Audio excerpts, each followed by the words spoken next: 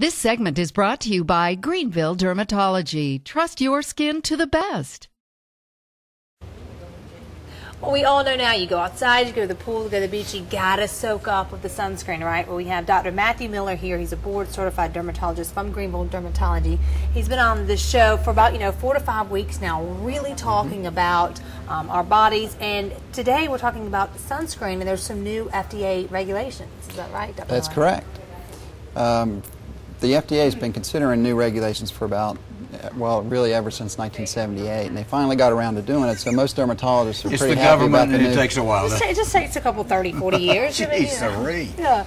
So the old sunscreen labeling was kind of confusing to people. A lot of people thought that if they had a sunscreen that had an SPF of 15 or 30 that they were adequately protecting themselves, but with the advent of sunscreens, skin cancer has still been increasing, so there's been something wrong with the labeling. So part of the problem is that there's two rays of the sun that can cause skin cancer, UVB and UVA. And so the SPF only tells you how much UVB that you're blocking from the sun. And so the new regulations basically are going to make it so that you can tell if you're blocking both of the rays of the sun. Because if you're not, then you're not. If you're not, then you're still in danger of getting skin cancer. Well, then why would they make the product? Well, the product helps prevent you from burning now, but it doesn't protect you from skin cancer. Well, that's been the whole problem. So, for instance, this is a 70 SPF sunscreen, but it doesn't say anything about how much UVA protection you're getting. So you might put this on thinking that you're safe from the sun, when and really not physically burning, but it's still doing the damage. But you're still getting rays that could cause skin cancer. So that's why we think the skin cancer rate is rising, despite the fact that we have sunscreen. Yeah. It's so confusing because you'll see and you'll be like, well, I've been putting 50 on all day. How did I still get, a sunburn? But you were saying sometimes we're not putting it on enough and not using enough. And they've been in the FDA. They've been knowing this for like 30 years now, and they're just now figuring this out that they need to change the labeling. Brilliant. That's the government, right? That's right. Jeez.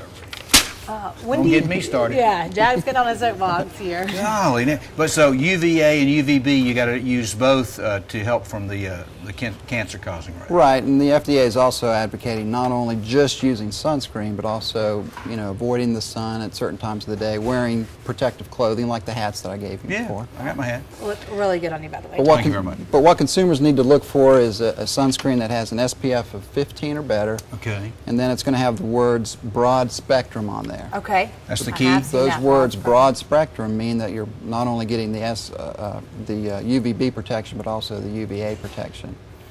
In addition, a lot of them will say sweat-proof or waterproof.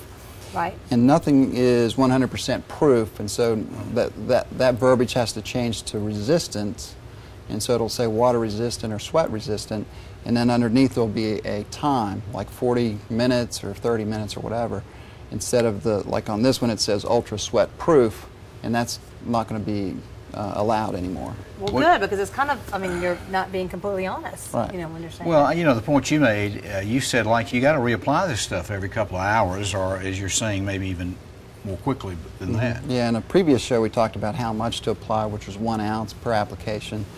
And so, for instance, this bottle has 8 ounces.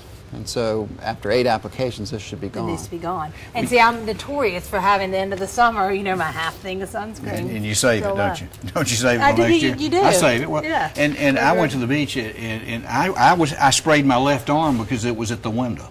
Well, no, that's good. As you're driving? I'm going, well, now, would the doc want me to rub that in? I really wondered what you said to do. I said, do I leave the spray on, or do I rub it in? So I rubbed it in.